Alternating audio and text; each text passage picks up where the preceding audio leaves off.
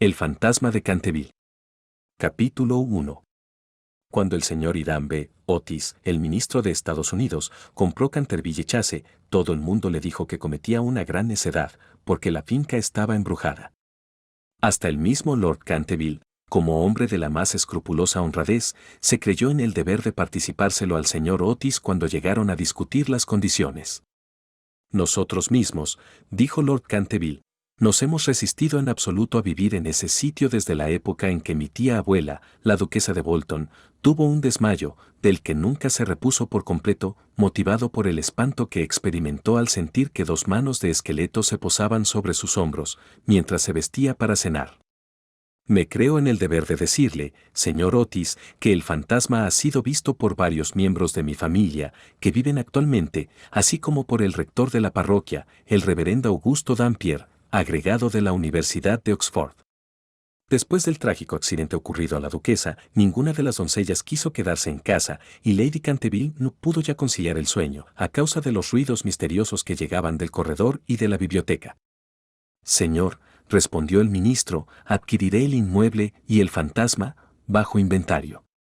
Llego de un país moderno, en el que podemos tener todo cuanto el dinero es capaz de proporcionar, y esos mozos nuestros, jóvenes y avispados, que recorren de parte a parte el viejo continente, que se llevan los mejores actores de ustedes y sus mejores primadones. Estoy seguro de que si queda todavía un verdadero fantasma en Europa vendrán a buscarlo enseguida para colocarlo en uno de nuestros museos públicos o para pasearlo por los caminos como un fenómeno.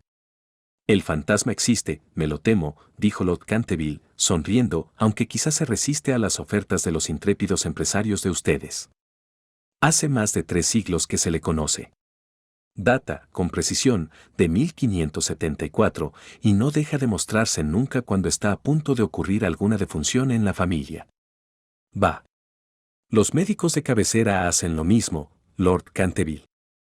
Amigo mío, un fantasma no puede existir, y no creo que las leyes de la naturaleza admitan excepciones en favor de la aristocracia inglesa.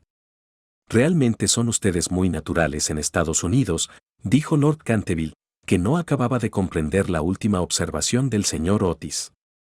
Ahora bien, si le gusta a usted tener un fantasma en casa, mejor que mejor.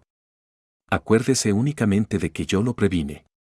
Algunas semanas después se cerró el trato, y a fines de estación el ministro y su familia emprendieron el viaje a Canterville. La señora Otis, que con el nombre de señorita Lucrecia R. Tappen, de la calle Oeste, 52, había sido una ilustre beldad de Nueva York, era todavía una mujer guapísima, de edad regular, con unos ojos hermosos y un perfil soberbio. Muchas damas norteamericanas, cuando abandonan su país natal, adoptan aires de persona atacada de una enfermedad crónica, y se figuran que eso es uno de los sellos de distinción de Europa, pero la señora Otis no cayó nunca en ese error.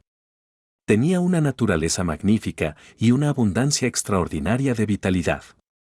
A decir verdad, era completamente inglesa bajo muchos aspectos y hubiese podido citársele en buena lid para sostener la tesis de que lo tenemos todo en común con Estados Unidos hoy en día, excepto la lengua, como es de suponer.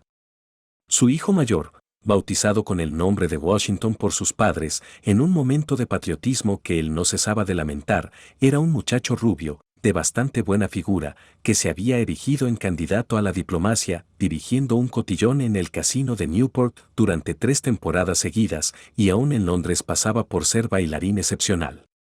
Sus únicas debilidades eran las gardenias y la patria, aparte de esto, era perfectamente sensato.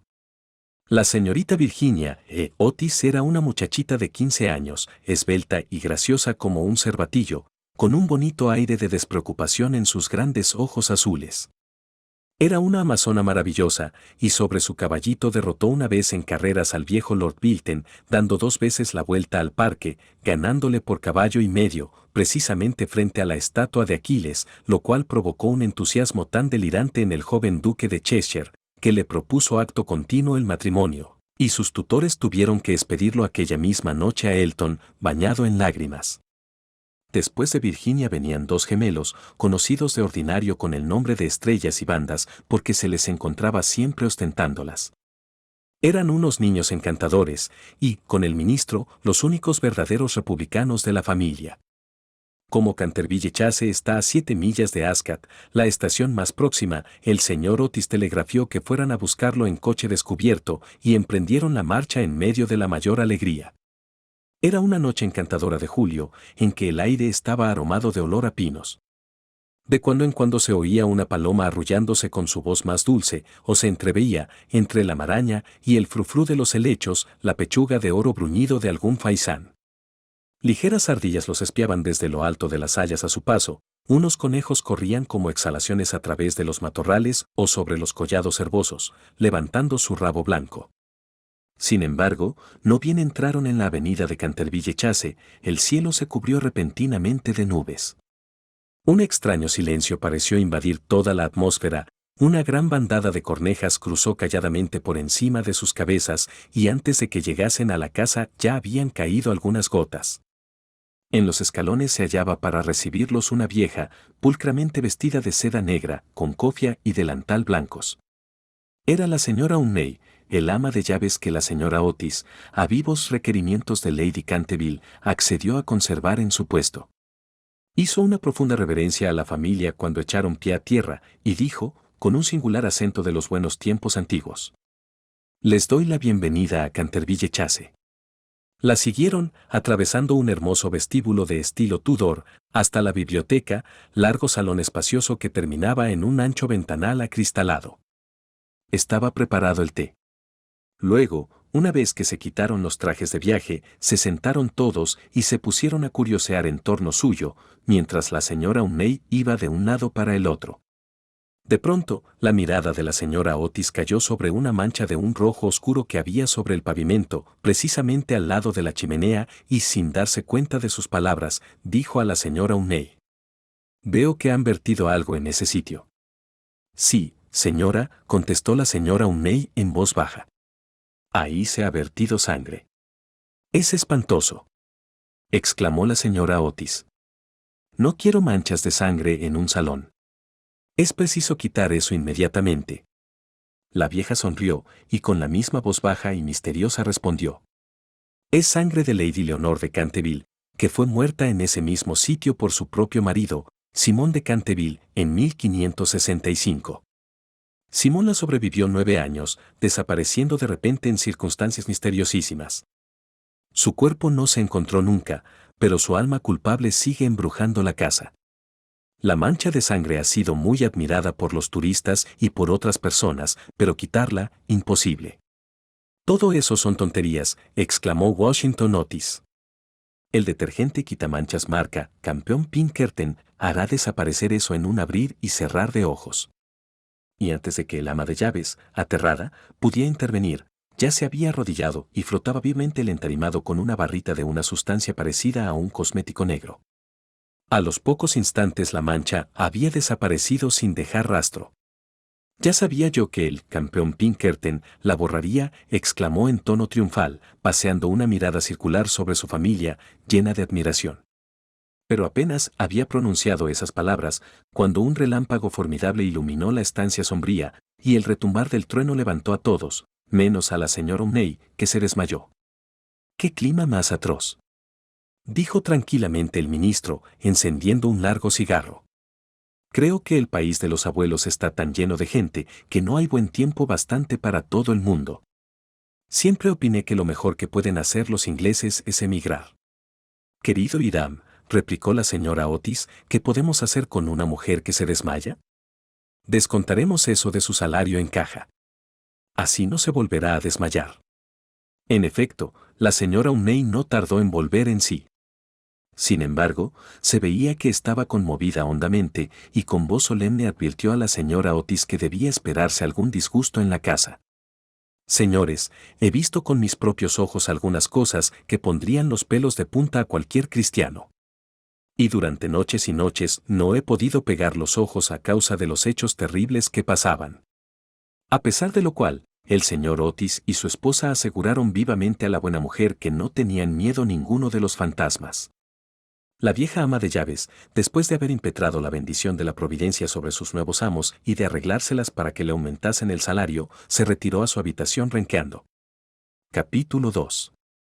La tempestad se desencadenó durante toda la noche, pero no produjo nada extraordinario. Al día siguiente, por la mañana, cuando bajaron a almorzar, encontraron de nuevo la terrible mancha sobre el entarimado. No creo que tenga la culpa el limpiador sin rival, dijo Washington, pues lo he ensayado sobre toda clase de manchas. Debe ser el fantasma.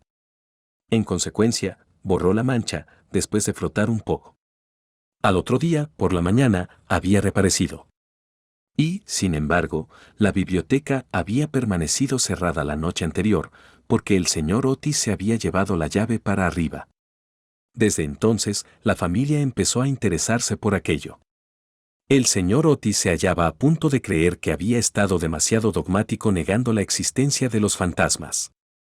La señora Otis expresó su intención de afiliarse a la sociedad psíquica y Washington preparó una larga carta a los señores Myers y Podmone, basada en la persistencia de las manchas de sangre cuando provienen de un crimen. Aquella noche disipó todas las dudas sobre la existencia objetiva de los fantasmas. La familia había aprovechado la frescura de la tarde para dar un paseo en coche. Regresaron a las 9, tomando una ligera cena. La conversación no recayó ni un momento sobre los fantasmas, de manera que faltaban hasta las condiciones más elementales de espera y de receptibilidad que preceden tan a menudo a los fenómenos psíquicos. Los asuntos que discutieron, por lo que luego es sabido por la señora Otis, fueron simplemente los habituales en la conversación de los norteamericanos cultos que pertenecen a las clases elevadas, como, por ejemplo, la inmensa superioridad de Miss Janie Davenport sobre Sarah Bernhardt, como actriz, la dificultad para encontrar maíz verde, galletas de trigo sarraceno, aun en las mejores casas inglesas, la importancia de Boston en el desenvolvimiento del alma universal, las ventajas del sistema, que consiste en anotar los equipajes de los viajeros y la dulzura del acento neoyorquino comparado con el dejo de Londres. No se trató para nada de lo sobrenatural, no se hizo ni la menor alusión indirecta a Simón de Canteville. A las 11, la familia se retiró. A las 12:30 estaban apagadas todas las luces. Poco después, el señor Otis se despertó con un ruido singular en el corredor, fuera de su habitación. Parecía un ruido de hierros viejos y se acercaba cada vez más. Se levantó en el acto, encendió la luz y miró la hora. Era la 1 en punto. El señor Otis estaba perfectamente tranquilo. Se tomó el pulso y no lo encontró nada alterado. El ruido extraño continuaba, al mismo tiempo que se oía claramente el sonar de unos pasos. El señor Otis se puso las zapatillas, tomó un frasquito alargado de su tocador y abrió la puerta. Y vio frente a él, en el pálido claro de luna, a un viejo de aspecto terrible. Sus ojos parecían carbones encendidos. Una larga cabellera gris caía en mechones revueltos sobre sus hombros. Sus ropas, de corte anticuado, estaban manchadas y en jirones. De sus muñecas y de sus tobillos colgaban unas pesadas cadenas y unos grilletes herrumbrosos. Mi distinguido señor, dijo el señor Otis, permítame que le ruegue vivamente que engrase esas cadenas. Le he traído para ello una botella de engrasador Tamman y Sol Levante. Dicen que una sola untura es eficacísima, y en la etiqueta hay varios certificados de nuestros agoreros nativos más ilustres que dan fe de ello. Voy a dejársela aquí, al lado de las mecedoras, y tendré un verdadero placer en proporcionarle más, si así lo desea. Dicho lo cual, el ministro de los Estados Unidos dejó el frasquito sobre una mesa de mármol, cerró la puerta y se volvió a meter en la cama. El fantasma de Canteville permaneció algunos minutos inmóvil de indignación. Después tiró, lleno de rabia, el frasquito contra el suelo encerado y huyó por el corredor, lanzando gruñidos cavernosos y despidiendo una extraña luz verde. Sin embargo, cuando llegaba a la gran escalera de roble, se abrió de repente una puerta. Aparecieron dos siluetas infantiles, vestidas de blanco, y una voluminosa almohada le rozó la cabeza. Evidentemente, no había tiempo que perder, así es que, utilizando como medio de fuga la cuarta dimensión del espacio, se desvaneció a través del estuco, y la casa recobró su tranquilidad. Llegado a un cuartito secreto del ala izquierda, se adosó a un rayo de luna para tomar aliento y se puso a reflexionar para darse cuenta de su situación. Jamás en toda su brillante carrera, que duraba ya 300 años seguidos, fue injuriado tan groseramente. Se acordó de la duquesa viuda, en quien provocó una crisis de terror, estando mirándose al espejo, cubierta de brillantes y de encajes, de las 4 doncellas a quienes había enloquecido, produciéndoles convulsiones histéricas, solo con hacerles visajes entre las cortinas de una de las habitaciones destinadas a invitados, del rector de la parroquia, cuya vela apagó de un soplo cuando volvía el buen señor de la biblioteca a una hora avanzada y que desde entonces se convirtió en mártir de toda clase de alteraciones nerviosas de la vieja señora de Tremouillac, que, al despertarse a medianoche, lo vio sentado en un sillón, al lado de la lumbre, en forma de esqueleto, entretenido en leer el diario que redactaba ella de su vida, y que de resultas de la impresión tuvo que guardar cama durante 6 meses, víctima de un ataque cerebral. Una vez curada se reconcilió con la Iglesia y rompió toda clase de relaciones con el señalado escéptico Messier de Voltaire. Recordó igualmente la noche terrible en que el bribón de Lord Canterville fue hallado agonizante en su tocador, con una sota de espadas hundida en la garganta, viéndose obligado a confesar que por medio de aquella carta había timado la suma de 10.000 libras a Carlos Foss en casa de Crookford. Y juraba que aquella carta se la hizo tragar el fantasma. Todas sus grandes hazañas le volvían a la mente. Vio desfilar al mayordomo que se levantó la tapa de los sesos por haber visto una mano verde tamborilear sobre los cristales y la bella Lady Steffield, condenada a llevar alrededor del cuello un collar de terciopelo negro para tapar la señal de 5 dedos, impresos como un hierro candente sobre su blanca piel, y que terminó por ahogarse en el vivero que había al extremo de la Avenida Real. Y, lleno del entusiasmo ególatra del verdadero artista, pasó revista a sus creaciones más célebres. Se dedicó una amarga sonrisa al evocar su última aparición en el papel de Rubén el Rojo, el Rorro estrangulado, su debut en el Gibeon, el vampiro flaco del páramo de Bebley y el furor que causó una tarde encantadora de junio solo con jugar a los bolos con sus propios huesos sobre el campo de hierba de lawn tennis. ¿Y todo para qué? Para que unos miserables norteamericanos le ofreciesen el engrasador marca Sol Levante y le tirasen almohadas a la cabeza. Era realmente intolerable. Además, la historia nos enseña que jamás fue tratado ningún fantasma de aquella manera.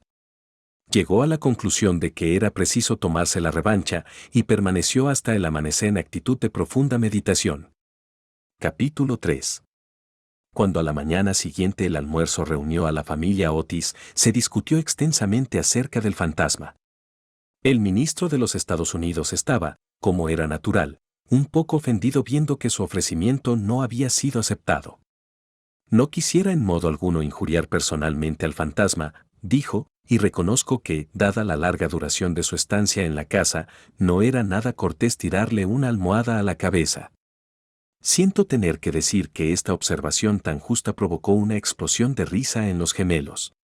Pero, por otro lado, prosiguió el señor Otis, si se empeña, sin más ni más, en no hacer uso del engrasador marca Sol Levante, nos veremos precisados a quitarle las cadenas. No habría manera de dormir con todo ese ruido a la puerta de las alcobas. Pero, sin embargo, en el resto de la semana no fueron molestados. Lo único que les llamó la atención fue la reaparición continua de la mancha de sangre sobre el parqué de la biblioteca. Era realmente muy extraño, tanto más cuanto que el señor Otis cerraba la puerta con llave por la noche, igual que las ventanas.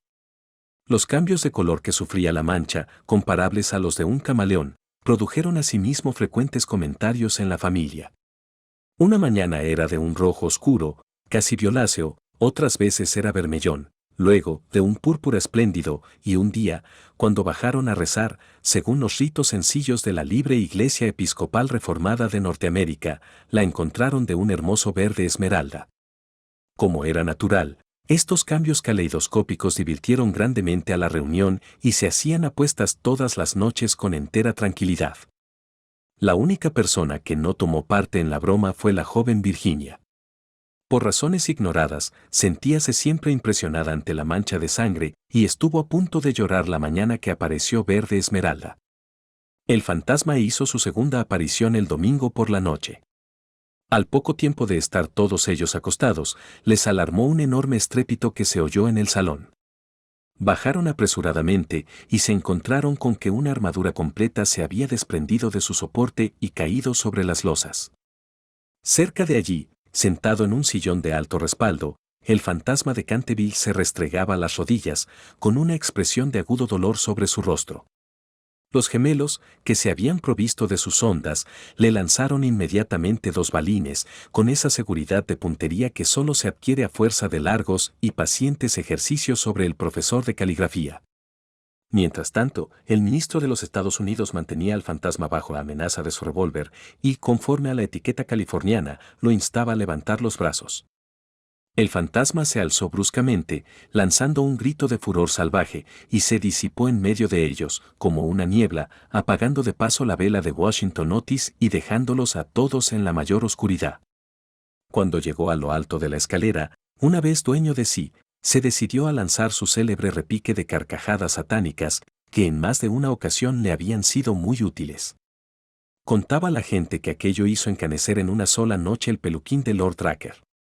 Y que 3 sucesivas amas de llaves renunciaron antes de terminar el primer mes en su cargo. Por consiguiente, lanzó su carcajada más horrible, despertando paulatinamente los ecos en las antiguas bóvedas, pero, apagados estos, se abrió una puerta y apareció, vestida de azul claro, la señora Otis. «Me temo», dijo la dama, «que esté usted indispuesto, y aquí le traigo un frasco de la tintura del doctor Double. Si se trata de una indigestión, esto le sentará bien».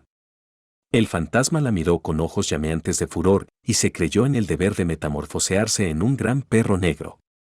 Era un truco que le había dado una reputación merecidísima y al cual atribuía la idiotez incurable del tío de Lord Canterville, el honorable Thomas Horton. Pero un ruido de pasos que se acercaban le hizo vacilar en su cruel determinación y se contentó con volverse un poco fosforescente.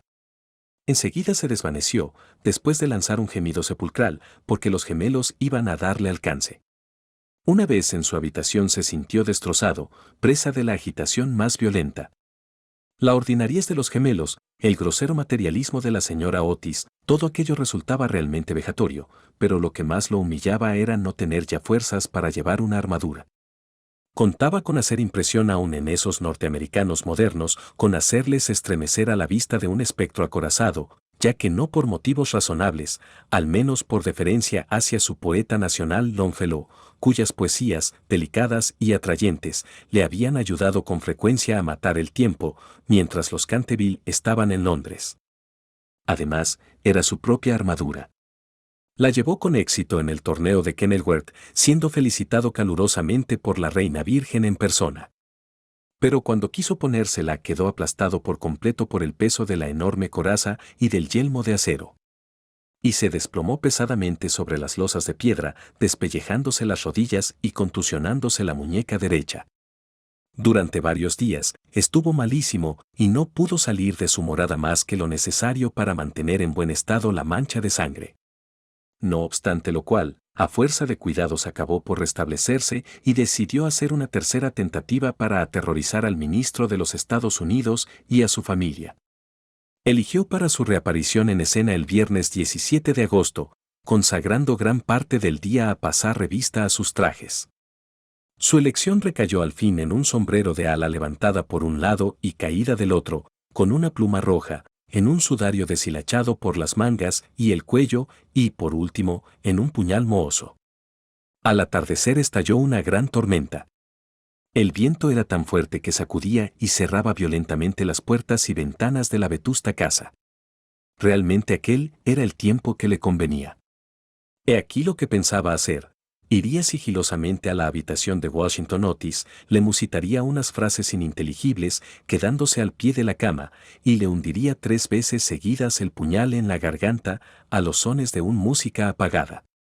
Odiaba sobre todo a Washington, porque sabía perfectamente que era él quien acostumbraba quitar la famosa mancha de sangre de Canterville, empleando el limpiador incomparable de Pinkerton. Después de reducir al temerario, al despreocupado joven, entraría en la habitación que ocupaba el ministro de los Estados Unidos y su mujer. Una vez allí, colocaría una mano viscosa sobre la frente de la señora Otis y al mismo tiempo murmuraría, con voz sorda, al oído del ministro tembloroso, los secretos terribles del osario. En cuanto a la pequeña Virginia, aún no tenía decidido nada. No lo había insultado nunca. Era bonita y cariñosa. Unos cuantos gruñidos sordos, que saliesen del armario, le parecían más que suficientes, y si no bastaban para despertarla, llegaría hasta tirarle de la puntita de la nariz con sus dedos rígidos por la parálisis. A los gemelos estaba resuelto a darles una lección. Lo primero que haría sería sentarse sobre sus pechos, con el objeto de producirles la sensación de pesadilla. Luego, aprovechando que sus camas estaban muy juntas, se alzaría en el espacio libre entre ellas, con el aspecto de un cadáver verde y frío como el hielo, hasta que se quedaran paralizados de terror. Enseguida, tirando bruscamente su sudario, daría la vuelta al dormitorio en 4 patas, como un esqueleto blanqueado por el tiempo, moviendo los ojos de sus órbitas en su creación de Daniel el Mudo o el esqueleto del suicida, papel en el cual hizo un gran efecto en varias ocasiones. Creía estar tan bien en este como en su otro papel de Martín el Demente o el Misterio Enmascarado. A las 10:30 oyó subir a la familia a acostarse. Durante algunos instantes lo inquietaron las tumultuosas carcajadas de los gemelos, que se divertían evidentemente con su loca alegría de colegiales antes de meterse en la cama. Pero a las 11:15 todo quedó nuevamente en silencio, y cuando sonaron las 12 se puso en camino. Lechuza chocaba contra los cristales de la ventana. El cuervo cracitaba en el hueco de un tejo centenario y el viento gemía vagando alrededor de la casa, como un alma en pena, pero la familia Otis dormía, sin sospechar la suerte que le esperaba. Oía con toda claridad los ronquidos regulares del ministro de los Estados Unidos, que dominaban el ruido de la lluvia y de la tormenta. Se deslizó furtivamente a través del estuco. Una sonrisa perversa se dibujaba sobre su boca cruel y arrugada, y la luna escondió su rostro tras una nube cuando pasó delante de la gran ventana ojival, sobre la que estaban representadas, en azul y oro, sus propias armas y las de su esposa asesinada. Seguía andando siempre, deslizándose como una sombra funesta, que parecía hacer retroceder de espanto a las mismas tinieblas en su camino. En un momento dado le pareció oír que alguien lo llamaba, se detuvo, pero era tan solo un perro, que ladraba en la granja roja. Prosiguió su marcha, refunfuñando extraños juramentos del siglo XVI, y blandiendo de cuando en cuando el puñal enmohecido en el aire de medianoche. Por fin llegó a la esquina del pasillo que conducía a la habitación de Washington. Allí hizo una breve parada. El viento agitaba en torno de su cabeza sus largos mechones grises y ceñía en pliegues grotescos y fantásticos el horror indecible del fúnebre sudario. Sonó entonces el cuarto en el reloj. Comprendió que había llegado el momento. Se dedicó una risotada y dio la vuelta a la esquina. Pero apenas lo hizo retrocedió, lanzando un gemido lastimero de terror y escondiendo su cara lívida entre sus largas manos huesosas. Frente a él había un horrible espectro, inmóvil como una estatua, monstruoso como la pesadilla de un loco. La cabeza del espectro era pelada y reluciente, su faz, redonda, carnosa y blanca, una risa horrorosa parecía retorcer sus rasgos en una mueca eterna, por los ojos brotaba oleadas una luz escarlata, la boca tenía el aspecto de un ancho pozo de fuego, y una vestidura horrible, como la de él, como la del mismo Simón, envolvía con su nieve silenciosa aquella forma gigantesca. Sobre el pecho tenía colgado un cartel con una inscripción en caracteres extraños y antiguos. Quizá era un rótulo infamante, donde estaban escritos delitos espantosos, una terrible lista de crímenes. Tenía, por último, en su mano derecha una cimitarra de acero resplandeciente. Como nunca antes había visto fantasmas, naturalmente sintió un pánico terrible, y, después de lanzar a toda prisa una segunda mirada sobre el monstruo atroz, regresó a su habitación, trompicando en el sudario que le envolvía. Cruzó la galería corriendo, y acabó por dejar caer el puñal enmohecido en las botas de montar del ministro, donde lo encontró el mayordomo al día siguiente. Una vez refugiado en su retiro, se desplomó sobre un reducido catre de tijera, tapándose la cabeza con las sábanas. Pero, al cabo de un momento, el valor indomable de los antiguos Canterville se despertó en él y tomó la resolución de hablar al otro fantasma en cuanto amaneciese. Por consiguiente, no bien el alba plateó las colinas, volvió al sitio en que había visto por primera vez al horroroso fantasma. Pensaba que, después de todo, 2 fantasmas valían más que uno solo, y que con ayuda de su nuevo amigo podría contender victoriosamente con los gemelos. Pero cuando llegó al sitio se halló en presencia de un espectáculo terrible. Le sucedía algo indudablemente al espectro, porque la luz había desaparecido por completo de sus órbitas. La cimitarra centelleante se había caído de su mano y estaba recostado sobre la pared en una actitud forzada e incómoda. Simón se precipitó hacia adelante y lo cogió en sus brazos, pero cuál no sería su terror viendo despegarse la cabeza y rodar por el suelo, mientras el cuerpo tomaba la posición supina y notó que abrazaba una cortina blanca de lienzo grueso y que yacían a sus pies una escoba, un machete de cocina y una calabaza vacía. Sin poder comprender aquella curiosa transformación, cogió con mano febril el cartel, leyendo a la claridad grisácea de la mañana estas palabras terribles. He aquí al fantasma Otis. El único espíritu auténtico y verdadero. Desconfíen de las imitaciones. Todos los demás son falsificaciones. Y la entera verdad se le apareció como un relámpago. Había sido burlado, chasqueado, engañado. La expresión característica de los Canterville reapareció en sus ojos, apretó las mandíbulas desdentadas y, levantando por encima de su cabeza sus manos amarillas, juró, según el ritual pintoresco de la antigua escuela, que cuando el gallo tocara por 2 veces el cuerno de su alegre llamada se consumarían sangrientas hazañas y el crimen, de callado paso, saldría de su retiro. No había terminado de formular este juramento terrible cuando de una alquería lejana, de tejado de ladrillo rojo, salió el canto de un gallo. Lanzó una larga risotada, lenta y amarga, y esperó. Esperó 1 hora, y después otra, pero por alguna razón misteriosa no volvió a cantar el gallo. Por fin, a eso de las 7:30, la llegada de las criadas lo obligó a abandonar su terrible guardia y regresó a su morada, con altivo paso, pensando en su juramento vano y en su vano proyecto fracasado. Una vez allí consultó varios libros de caballería, cuya lectura le interesaba extraordinariamente, y pudo comprobar que el gallo cantó siempre 2 veces en cuantas ocasiones se recurrió a aquel juramento. «Que el diablo se lleve a ese animal volátil», murmuró. «En otro tiempo hubiese caído sobre él con mi buena lanza, atravesándole el cuello y obligándolo a cantar otra vez para mí, aunque reventara». Y dicho esto se retiró a su confortable caja de plomo, y allí permaneció hasta la noche. Capítulo 4. Al día siguiente el fantasma se sintió muy débil y cansado. Las terribles emociones de las 4 últimas semanas empezaban a producir su efecto. Tenía el sistema nervioso completamente alterado y temblaba al más ligero ruido. No salió de su habitación en 5 días y concluyó por hacer una concesión en lo relativo a la mancha de sangre del parqué de la biblioteca. Puesto que la familia Otis no quería verla, era indudable que no la merecía. Aquella gente estaba colocada a ojos vistas en un plano inferior de vida material y era incapaz de apreciar el valor simbólico de los fenómenos sensibles.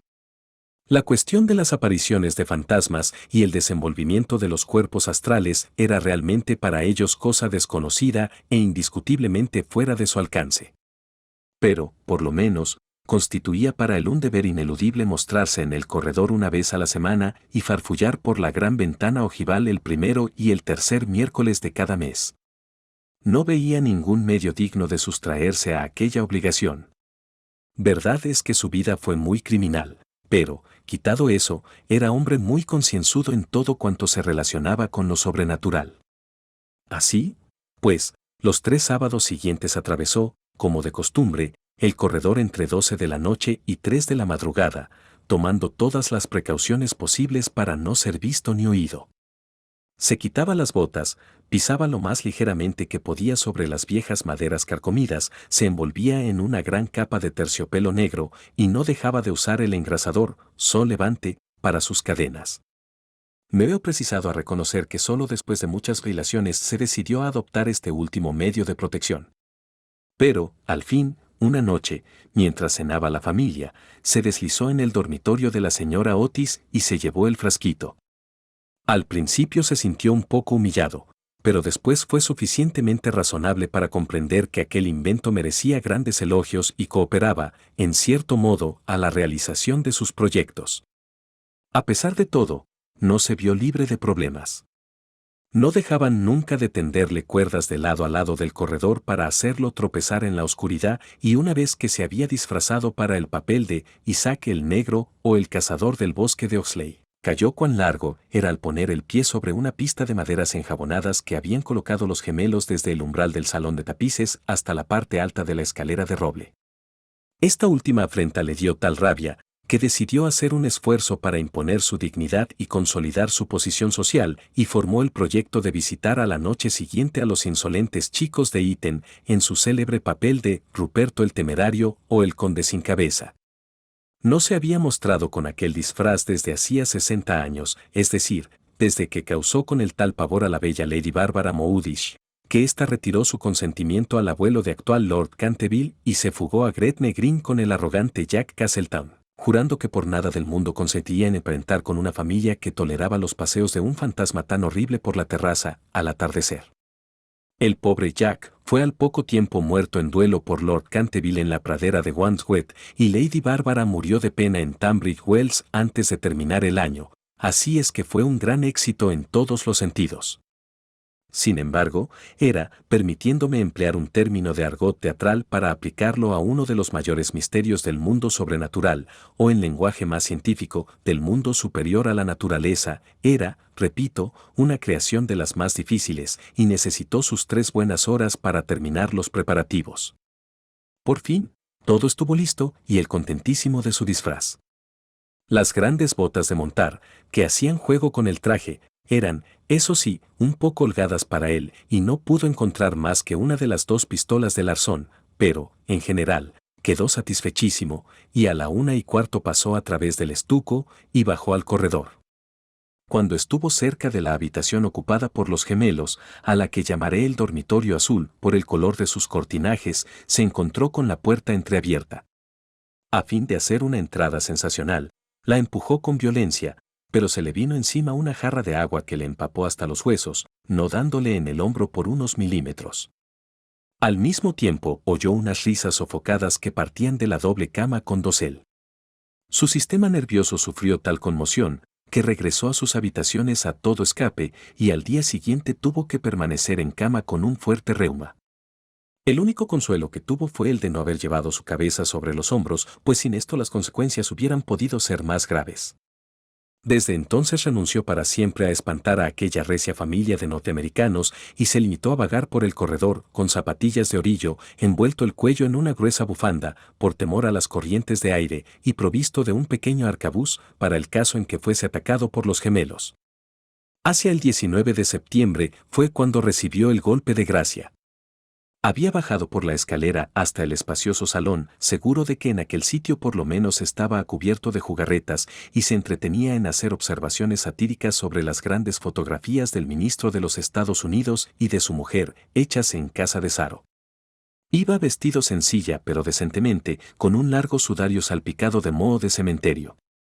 Se había atado la quijada con una tira de tela y llevaba una linternita y un azadón de sepulturero. En una palabra, iba disfrazado de Jonás el desenterrador, o el ladrón de cadáveres de Chertsey Barn. Era una de sus creaciones más notables y de las que guardaban recuerdo, con más motivo, los Canterville, ya que fue la verdadera causa de su riña con Lord Rufford, vecino suyo. Serían próximamente las 2:15 de la madrugada, y a su juicio, no se movía nadie en la casa. Pero cuando se dirigía tranquilamente en dirección a la biblioteca para ver lo que quedaba de la mancha de sangre, se abalanzaron hacia él, desde un rincón sombrío, 2 siluetas, agitando locamente sus brazos sobre sus cabezas, mientras gritaban a su oído. ¡Bu! Lleno de pánico, cosa muy natural en aquellas circunstancias, se precipitó hacia la escalera, pero entonces se encontró frente a Washington Otis, que lo esperaba armado con la regadera del jardín, de tal modo que, cercado por sus enemigos, casi acorralado, tuvo que evaporarse en la gran estufa de hierro colado, que, afortunadamente para él, no estaba encendida, y abrirse paso hasta sus habitaciones por entre tubos y chimeneas, llegando a su refugio en el tremendo estado en que lo pusieron la agitación, el hollín y la desesperación. Desde aquella noche no volvió a vérsele nunca de expedición nocturna. Los gemelos se quedaron muchas veces en acecho para sorprenderlo, sembrando de cáscara de nuez los corredores todas las noches, con gran molestia de sus padres y criados. Pero fue inútil. Su amor propio estaba profundamente herido, sin duda, y no quería mostrarse. En vista de ello, el señor Otis se puso a trabajar en su gran obra sobre la historia del Partido Demócrata, obra que había empezado 3 años antes. La señora Otis organizó una extraordinaria horneada de almejas de la que se habló en toda la comarca. Los niños se dedicaron a jugar a la barra, al écarté, al póker y a otras diversiones nacionales de Estados Unidos. Virginia dio paseos a caballo por las carreteras en compañía del duquesito de Cheshire, que se hallaba en Canterville pasando su última semana de vacaciones. Todo el mundo se figuraba que el fantasma había desaparecido, hasta el punto de que el señor Otis escribió una carta a Lord Canterville para comunicárselo y recibió en contestación otra carta en la que éste testimoniaba el placer que le producía la noticia y enviaba sus más sinceras felicitaciones a la digna esposa del ministro. Pero los Otis se equivocaban. El fantasma seguía en la casa y, aunque se hallaba muy delicado, no estaba dispuesto a retirarse, sobre todo después de saber que figuraba entre los invitados el duquesito de Cheshire, cuyo tío, Lord Francis Tilton, apostó una vez con el coronel Carbery a que jugaría a los dados con el fantasma de Canterville. A la mañana siguiente encontraron a Lord Tilton tendido sobre el suelo del salón de juego en un estado de parálisis tal que, a pesar de la edad avanzada que alcanzó, no pudo ya nunca pronunciar más palabras que estas. 6. Esta historia era muy conocida en un tiempo, aunque, en atención a los sentimientos de dos familias nobles, se hiciera todo lo posible por ocultarla, y existe un relato detallado de todo lo referente a ella en el tomo 3 de las Memorias de Lord Tattle sobre el príncipe regente y sus amigos. Desde entonces, el fantasma deseaba vivamente probar que no había perdido su influencia sobre los Tilton, con los que además estaba emparentado por matrimonio, pues una prima suya se casó en segundas nupcias con el señor Bulkeley, del que descienden en línea directa, como todo el mundo sabe, los duques de Cheshire. Por consiguiente, hizo sus preparativos para mostrarse al pequeño enamorado de Virginia en su famoso papel de fraile vampiro o el benedictino desangrado. Era un espectáculo espantoso, que cuando la vieja Lady Starbury se lo vio representar, es decir en víspera del año nuevo de 1764, empezó a lanzar chillidos agudos que tuvieron por resultado un fuerte ataque de apoplejía y su fallecimiento al cabo de 3 días, no sin que desheredara antes a los Canterville y legase todo su dinero a su farmacéutico en Londres. Pero, a última hora, el terror que le inspiraban los gemelos lo retuvo en su habitación, y el duquesito durmió tranquilo en el gran lecho con dosel coronado de plumas del dormitorio real, soñando con Virginia. Capítulo 5. Virginia y su adorador de cabello rizado dieron, unos días después, un paseo a caballo por los prados de Brackley, paseo en el que ella desgarró su vestido de amazona al saltar un seto, de tal manera que, de vuelta a su casa, entró por la escalera de atrás para que no la viesen. Al pasar corriendo por delante de la puerta del salón de tapices, que estaba abierta de par en par, le pareció ver a alguien dentro. Pensó que sería la doncella de su madre, que iba con frecuencia a trabajar a esa habitación. Asomó la cabeza para encargarle que le cosiese el vestido. Pero, con gran sorpresa suya, quien allí estaba era el fantasma de Canterville en persona. Se había acomodado ante la ventana, contemplando el oro llameante de los árboles amarillentos que revoloteaban por el aire, las hojas enrojecidas que bailaban locamente a lo largo de la gran avenida. Tenía la cabeza apoyada en una mano, y toda su actitud revelaba el desaliento más profundo. Realmente presentaba un aspecto tan abrumado, tan abatido, que la pequeña Virginia, en vez de ceder a su primer impulso, que fue echar a correr y encerrarse en su cuarto, se sintió llena de compasión y tomó el partido de ir a consolarlo. Tenía la muchacha un paso tan ligero y él una melancolía tan honda, que no se dio cuenta de su presencia hasta que le habló. «Lo he sentido mucho por usted», dijo, «pero mis hermanos regresan mañana a Eton y entonces, si se porta usted bien, nadie lo atormentará». «Es inconcebible pedirme que me porte bien», le respondió, contemplando estupefacto a la jovencita que tenía la audacia de dirigirle la palabra. «Perfectamente inconcebible. Es necesario que yo sacuda mis cadenas, que gruña por los agujeros de las cerraduras y que corretee de noche. ¿Eso es lo que usted llama portarse mal? No tengo otra razón de ser. Esa no es una razón de ser. En sus tiempos fue usted muy malo, ¿sabe? La señora Unney nos dijo el día que llegamos que usted mató a su esposa». «Sí, lo reconozco», respondió incautamente el fantasma. «Pero era un asunto de familia y nadie tenía que meterse». Está muy mal matar a nadie, dijo Virginia, que a veces adoptaba un bonito gesto de gravedad puritana, heredado quizás de algún antepasado venido de Nueva Inglaterra. Oh, no puedo sufrir la severidad barata de la moral abstracta. Mi mujer era feísima. No almidonaba nunca lo bastante mis puños y no sabía nada de cocina. Mire usted, un día había yo cazado un soberbio ciervo en los bosques de Osley, un hermoso macho de 2 años. Pues no puede usted figurarse cómo me lo sirvió. Pero, en fin, dejemos eso. Es asunto liquidado, y no encuentro nada bien que sus hermanos me dejasen morir de hambre, aunque yo la matase. Que lo dejaran morir de hambre. Oh señor fantasma. Don Simón, quiero decir, es que tiene usted hambre. Hay un sándwich en mi costurero. ¿Le gustaría? No, gracias, ahora ya no como, pero, de todos modos, lo encuentro amabilísimo por su parte. Es usted bastante más atenta que el resto de su horrible, arisca, ordinaria y ladrona familia. Basta. Exclamó Virginia, dando con el pie en el suelo. El arisco, el horrible y el ordinario es usted. En cuanto a lo de ladrón, bien sabe usted que me ha robado mis colores de la caja de pinturas para restaurar esa ridícula mancha de sangre en la biblioteca. Empezó usted por coger todos mis rojos, incluso el vermellón, imposibilitándome para pintar puestas de sol. Después agarró usted el verde esmeralda y el amarillo cromo. Y, finalmente, solo me queda el añil y el blanco. Así es que ahora no puedo hacer más que claros de luna, que da grima ver, e incomodísimos, además, de colorear. Y no le he acusado, aún estando fastidiada y a pesar de que todas esas cosas son completamente ridículas. ¿Se ha visto alguna vez sangre color verde esmeralda? Vamos a ver, dijo el fantasma, con cierta dulzura, ¿y qué iba yo a hacer? Es dificilísimo en los tiempos actuales agenciarse sangre de verdad, y ya que su hermano empezó con su quitamanchas incomparable, no veo por qué no iba yo a emplear los colores de usted para resistir. En cuanto al tono, es cuestión de gusto. Así, por ejemplo, los Canterville tienen sangre azul, la sangre más azul que existe en Inglaterra. Aunque ya sé que ustedes los norteamericanos no hacen el menor caso de esas cosas. No sabe usted nada, y lo mejor que puede hacer es emigrar, y así se formará idea de algo.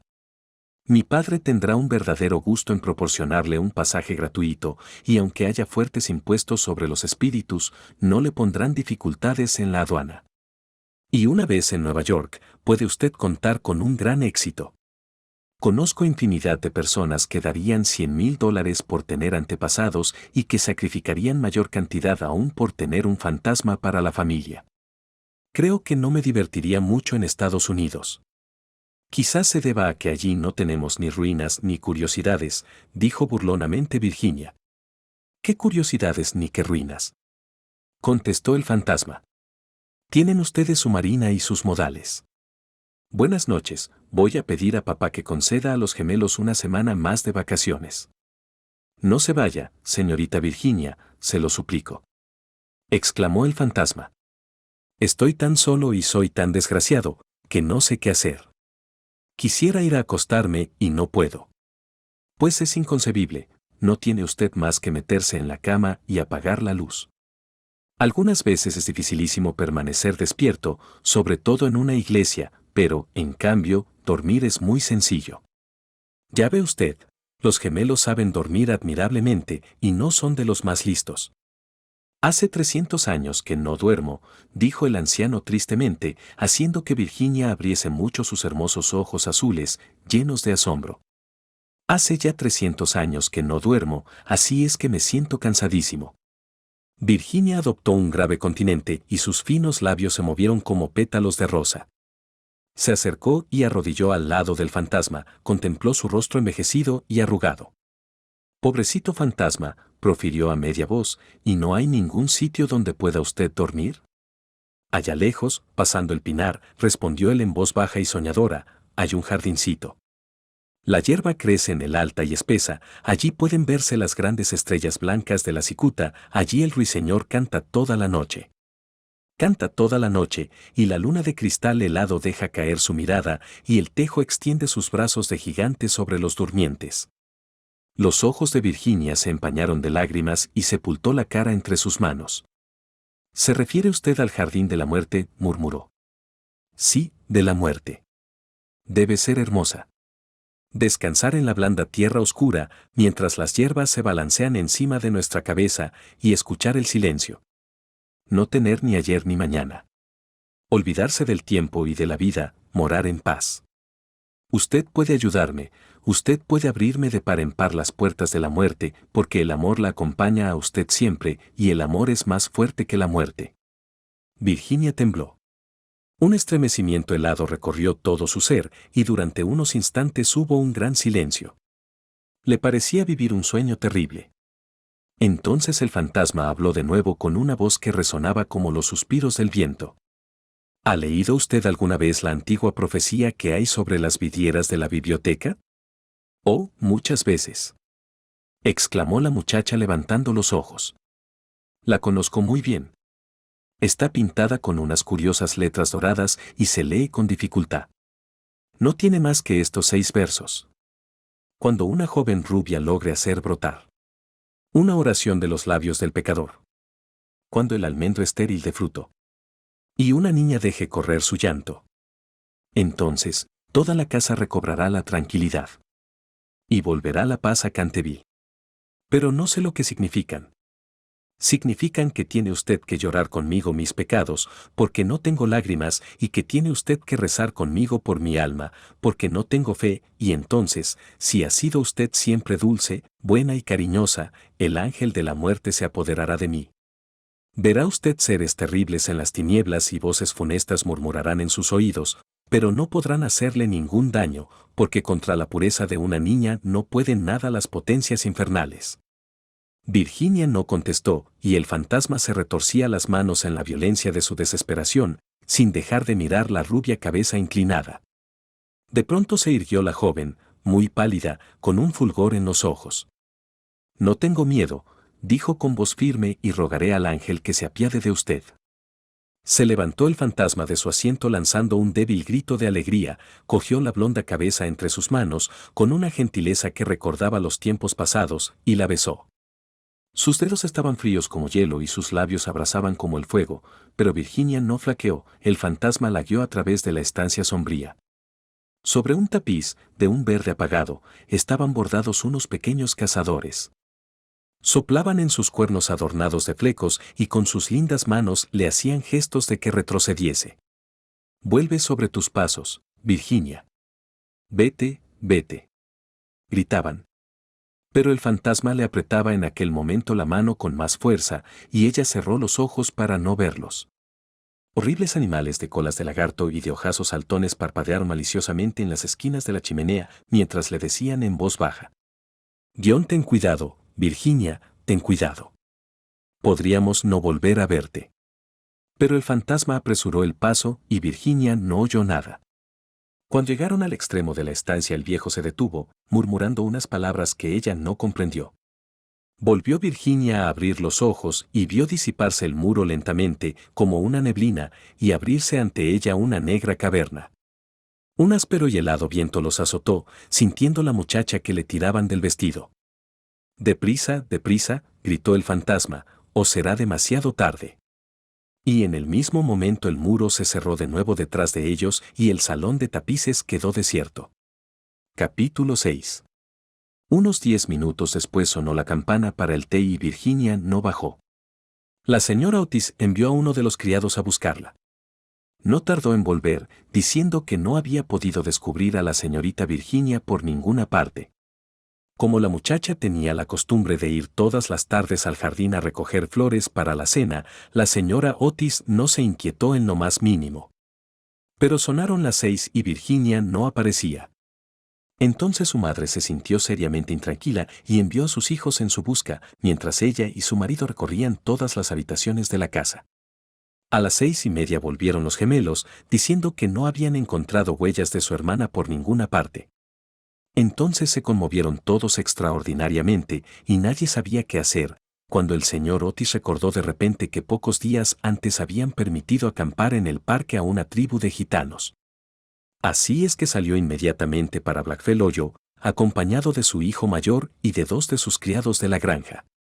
El duquesito de Cheshire, completamente loco de inquietud, rogó con insistencia a el señor Otis que lo dejase acompañarlo, mas éste se negó temiendo algún jaleo. Pero cuando llegó al sitio en cuestión vio que los gitanos se habían marchado. Se dieron prisa a huir, sin duda alguna, pues el fuego ardía todavía y quedaban platos sobre la hierba. Después de mandar a Washington y a los 2 hombres que registrasen los alrededores, se apresuró a regresar y envió telegramas a todos los inspectores de policía del condado, rogándoles que buscasen a una joven raptada por unos vagabundos o gitanos. Luego hizo que le trajeran su caballo, y después de insistir para que su mujer y sus 3 hijos se sentaran a la mesa, partió con un criado por el camino de Ascot. Había recorrido apenas 2 millas, cuando oyó un galope a su espalda. Se volvió, viendo al duquesito que llegaba en su caballito, con la cara sofocada y la cabeza descubierta. «Lo siento muchísimo, señor Otis», le dijo el joven con voz entrecortada, «pero me es imposible comer mientras Virginia no aparezca. Se lo ruego, no se enfade conmigo. Si nos hubiera permitido casarnos el año último, no habría pasado esto nunca. No me rechaza usted, ¿verdad? No puedo ni quiero irme». El ministro no pudo menos que dirigir una sonrisa a aquel mozo guapo y atolondrado, conmovidísimo ante la abnegación que mostraba por Virginia. Inclinándose sobre su caballo, le acarició los hombros bondadosamente y le dijo: «Pues bien, Cecil, ya que insiste usted en venir, no me queda más remedio que admitirle en mi compañía, pero, eso sí, tengo que comprarle un sombrero en Ascot». «Al diablo sombreros. Lo que quiero es Virginia», exclamó el duquesito, riendo. Y acto seguido galoparon hasta la estación. Una vez allí, el señor Otis preguntó al jefe si no habían visto en el andén de salida a una joven cuyas señas correspondiesen con las de Virginia, pero no averiguó nada sobre ella. No obstante lo cual, el jefe de la estación expidió telegramas a las estaciones del trayecto, ascendentes y descendentes, y le prometió ejercer una vigilancia minuciosa. Seguida, después de comprar un sombrero para el duquesito en una tienda de novedades que se disponía a cerrar, el señor Otis cabalgó hasta Bexley, pueblo situado 4 millas más allá, y que, según le dijeron, era muy frecuentado por los gitanos. Hicieron levantarse al guardia rural, pero no pudieron conseguir ningún dato de él. Así es que, después de atravesar la plaza, los 2 jinetes tomaron otra vez el camino de casa, llegando a Canterville a eso de las 11, rendidos de cansancio y con el corazón desgarrado por la inquietud. Se encontraron allí con Washington y los gemelos, esperándolos a la puerta con linternas, porque la avenida estaba muy oscura. No se había descubierto la menor señal de Virginia. Los gitanos fueron alcanzados en el prado de Brackley, pero no estaba la joven entre ellos. Explicaron la prisa de su marcha diciendo que habían equivocado el día en que debía celebrarse la feria de Chorlton y que el temor de llegar demasiado tarde los obligó a darse prisa. Además, parecieron desconsolados por la desaparición de Virginia, pues estaban agradecidísimos al señor Otis por haberles permitido acampar en su parque. 4 de ellos se quedaron atrás para tomar parte en las pesquisas. Se hizo vaciar el estanque de las carpas. Registraron la finca en todos los sentidos, pero no consiguieron nada. Era evidente que Virginia estaba perdida, al menos por aquella noche, y fue con un aire de profundo abatimiento como entraron en casa el señor Otis y los jóvenes, seguidos del criado, que llevaba de las bridas al caballo y al caballito. En el salón se encontraron con el grupo de criados, llenos de terror. La pobre señora Otis estaba tumbada sobre un sofá de la biblioteca, casi loca de espanto y de ansiedad, y la vieja ama de llaves le humedecía la frente con agua de colonia. Fue una comida tristísima. No se hablaba apenas, y hasta los mismos gemelos parecían despavoridos y consternados, pues querían mucho a su hermana. Cuando terminaron, el señor Otis, a pesar de los ruegos del duquesito, mandó que todo el mundo se acostase, ya que no podía hacer cosa alguna aquella noche. Al día siguiente telegrafiaría a Scotland Yard para que pusieran inmediatamente varios detectives a su disposición. Pero he aquí que en el preciso momento en que salían del comedor sonaron las 12 en el reloj de la torre. Apenas acababan de extinguirse las vibraciones de la última campanada, cuando se oyó un crujido acompañado de un grito penetrante. Un trueno formidable bamboleó la casa, una melodía, que no tenía nada de terrenal, flotó en el aire. Un lienzo de la pared se despegó bruscamente en lo alto de la escalera y sobre el rellano, muy pálida, casi blanca, apareció Virginia, llevando en la mano un cofrecito. Inmediatamente se precipitaron todos hacia ella. La señora Otis la estrechó apasionadamente contra su corazón. El duquesito casi la ahogó con la violencia de sus besos y los gemelos ejecutaron una danza de guerra salvaje alrededor del grupo. «Ah, hija mía, ¿dónde te habías metido?», dijo el señor Otis, bastante enfadado, creyendo que les había querido dar una broma a todos ellos. «Cecil y yo hemos registrado toda la comarca en busca tuya y tu madre ha estado a punto de morirse de espanto. No vuelvas a dar bromitas de ese género a nadie. Menos al fantasma, menos al fantasma», gritaron los gemelos, continuando sus cabriolas. «Hija mía querida, gracias a Dios que te hemos encontrado. Ya no nos volveremos a separar», murmuraba la señora Otis, besando a la muchacha, toda trémula, y acariciando sus cabellos de oro, que se desparramaban sobre sus hombros. «Papá», dijo dulcemente Virginia, «estaba con el fantasma. Ha muerto ya. Es preciso que vayan a verlo. Fue muy malo, pero se ha arrepentido sinceramente de todo lo que había hecho y antes de morir me ha dado este cofrecito de hermosas joyas». Toda la familia la contempló muda y aterrada, pero ella tenía un aire muy solemne y muy serio. Enseguida, dando media vuelta, los precedió a través del hueco de la pared y bajaron a un corredor secreto. Washington lo seguía llevando una vela encendida que cogió de la mesa. Por fin llegaron a una gran puerta de roble erizada de recios clavos. Virginia la tocó, y entonces la puerta giró sobre sus goznes enormes y se hallaron en una habitación estrecha y baja con el techo abovedado y que tenía una ventanita. Junto a una gran argolla de hierro empotrada en el muro, con la cual estaba encadenado, se veía un largo esqueleto, extendido cuán largo era sobre las losas. Parecía estirar sus dedos descarnados, como intentando llegar a un plato y a un cántaro, de forma antigua, colocados de tal forma que no pudiese alcanzarlos. El cántaro había estado lleno de agua, indudablemente, pues tenía su interior tapizado de moho verde. Sobre el plato no quedaba más que un montón de polvo. Virginia se arrodilló junto al esqueleto y, uniendo sus manitas, se puso a rezar en silencio, mientras la familia contemplaba con asombro la horrible tragedia cuyo secreto acababa de ser revelado. «Miren», exclamó de pronto uno de los gemelos, que había ido a mirar por la ventanita, queriendo adivinar de qué lado del edificio caía aquella habitación. «Miren. El antiguo almendro, que estaba seco, ha florecido. Se ven admirablemente las hojas a la luz de la luna. Dios lo ha perdonado», dijo gravemente Virginia, levantándose. Y un magnífico resplandor parecía iluminar su rostro. «Eres un ángel», exclamó el duquesito, ciñéndole el cuello con los brazos y besándola. Capítulo 7. 4 días después de estos curiosos sucesos, a eso de las 11 de la noche, salía un fúnebre cortejo de Canterville House.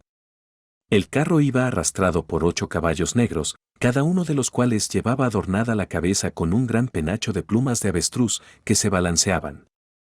La caja de plomo iba cubierta con un rico paño de púrpura, sobre el cual estaban bordadas en oro las armas de los Canterville. A cada lado del carro y de los coches marchaban los criados llevando antorchas encendidas. Toda aquella comitiva tenía un aspecto grandioso e impresionante. Lord Canterville presidía el duelo, había venido del país de Gales expresamente para asistir al entierro, y ocupaba el primer coche con la pequeña Virginia. Después iban el ministro de los Estados Unidos y su esposa, y detrás, Washington y los 2 muchachos. En el último coche iba la señora Umney. Todo el mundo convino en que, después de haber sido atemorizada por el fantasma por espacio de más de 50 años, tenía realmente derecho de verlo desaparecer para siempre.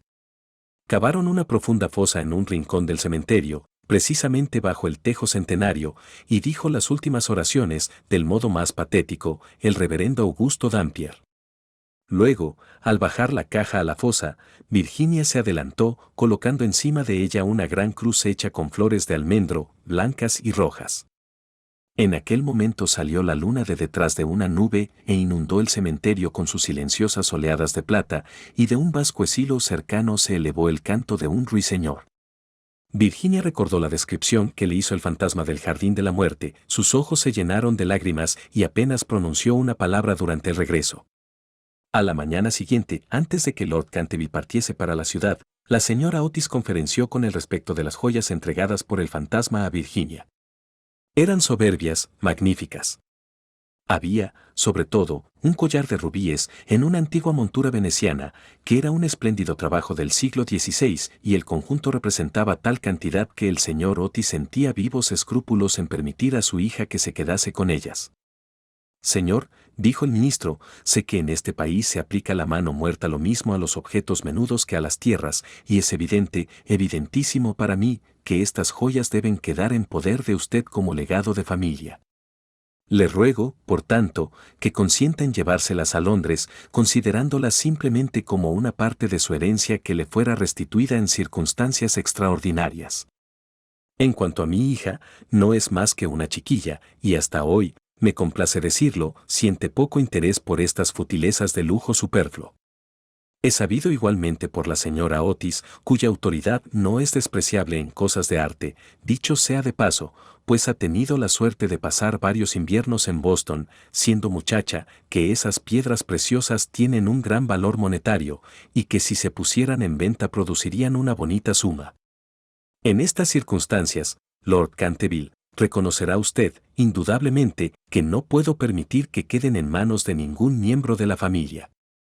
Además de que todas estas tonterías y juguetes, por muy apreciados y necesitados que sean a la dignidad de la aristocracia británica, estarían fuera de lugar entre personas educadas según los severos principios, pudiera decirse, de la sencillez republicana. Quizá me atrevería a asegurar que Virginia tiene gran interés en que le deje usted el cofrecito que encierra esas joyas en recuerdo de las locuras y el infortunio del antepasado. Y como ese cofrecito es muy viejo y, por consiguiente, deterioradísimo, quizá encuentre usted razonable acoger favorablemente su petición.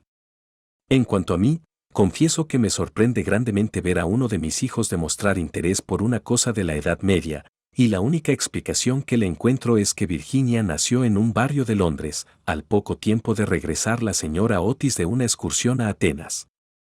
Lord Canterville escuchó imperturbable el discurso del digno ministro, atusándose de cuando en cuando el bigote gris para ocultar una sonrisa involuntaria. Una vez que hubo terminado el señor Otis, le estrechó cordialmente la mano y contestó: Mi querido amigo, su encantadora hijita ha prestado un servicio importantísimo a mi desgraciado antecesor. Mi familia y yo le estamos reconocidísimos por su maravilloso valor y por la sangre fría que ha demostrado. Las joyas le pertenecen, sin duda alguna, y creo, a fe mía, que si tuviese yo la suficiente insensibilidad para quitárselas, el viejo tunante saldría de su tumba al cabo de 15 días para infernarme la vida. En cuanto a que sean joyas de familia, no podrían serlo sino después de estar especificadas como tales en un testamento, en forma legal, y la existencia de estas joyas permaneció siempre ignorada. Le aseguro que son tan mías como de su mayordomo. Cuando la señorita Virginia sea mayor, sospecho que le encantará tener cosas tan lindas que llevar. Además, señor Otis, olvida usted que adquirió usted el inmueble y el fantasma bajo inventario. De modo que todo lo que pertenece al fantasma le pertenece a usted. A pesar de las pruebas de actividad que ha dado Simón por el corredor, no por eso deja de estar menos muerto, desde el punto de vista legal, y su compra lo hace a usted dueño de lo que le pertenecía a él. El señor Otis se quedó muy preocupado ante la negativa de Lord Canterville, y le rogó que reflexionara nuevamente su decisión, pero el excelente par se mantuvo firme y terminó por convencer al ministro de que aceptase el regalo del fantasma. Cuando, en la primavera de 1890, la duquesita de Cheshire fue presentada por primera vez en la recepción de la reina, con motivo de su casamiento, sus joyas fueron motivo de general admiración.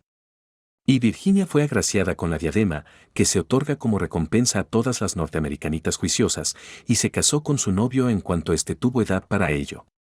Eran ambos tan agradables y se amaban de tal modo, que a todo el mundo le encantó ese matrimonio, menos a la vieja marquesa de Dumbleton, que venía haciendo todo lo posible por atrapar al duquesito y casarlo con una de sus 7 hijas. Para conseguirlo dio al menos 3 grandes comidas costosísimas. Cosa rara.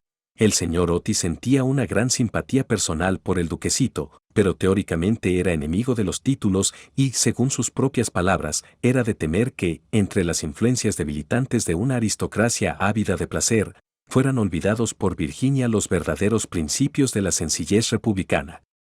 Pero nadie hizo caso de sus observaciones y cuando avanzó por la nave lateral de la iglesia de San Jorge, en Hanover Square, llevando a su hija del brazo, no había hombre más orgulloso en toda Inglaterra. Después de la luna de miel, el duque y la duquesa regresaron a Canterville Chase y al día siguiente de su llegada, por la tarde, fueron a dar una vuelta por el cementerio solitario próximo al Pinar. Al principio le preocupó mucho lo relativo a la inscripción que debía grabarse sobre la losa fúnebre de Simón, pero concluyeron por decidir que se pondrían simplemente las iniciales del viejo gentilhombre y los versos escritos en la ventana de la biblioteca. La duquesa llevaba unas rosas magníficas que desparramó sobre la tumba. Después de permanecer allí un rato, pasaron por las ruinas del claustro de la antigua abadía. La duquesa se sentó sobre una columna caída, mientras su marido, recostado a sus pies y fumando un cigarrillo, contemplaba sus lindos ojos. De pronto tiró el cigarrillo y, tomándole una mano, le dijo: Virginia, una mujer no debe tener secretos con su marido. Y no los tengo, querido Cecil. Si los tienes, respondió sonriendo. No me has dicho nunca lo que sucedió mientras estuviste encerrada con el fantasma. Ni se lo he dicho a nadie, replicó gravemente Virginia. Ya lo sé, pero bien me lo podrías decir a mí. Cecil, te ruego que no me lo preguntes. No puedo realmente decírtelo. Pobre Simón. Le debo mucho. Sí, no te rías, Cecil, le debo mucho realmente. Me hizo ver lo que es la vida, lo que significa la muerte y por qué el amor es más fuerte que la muerte. El duque se levantó para besar amorosamente a su mujer. Puedes guardar tu secreto mientras yo posea tu corazón, dijo a media voz. Siempre fue tuyo. Y se lo dirás algún día a nuestros hijos, ¿verdad? Virginia se ruborizó.